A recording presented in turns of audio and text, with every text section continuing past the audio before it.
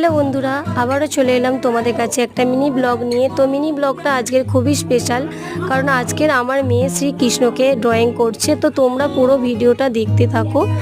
পুরো ভিডিওটা দেখলে তোমরা বুঝতে পারবে, ফাইনাল লুকটা দেখতে পাবে। তো দেখতে থাকো।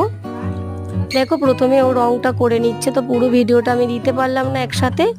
তো তার জন্য সরি। তো পার্ট 2-এতে দেখে নিও, সেকেন্ড পার্টটা, ফাইনাল লুকটা দেখে নিও।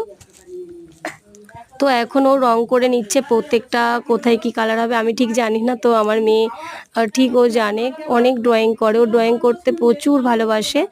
তো ড্রয়িং করে নিচ্ছে এখন।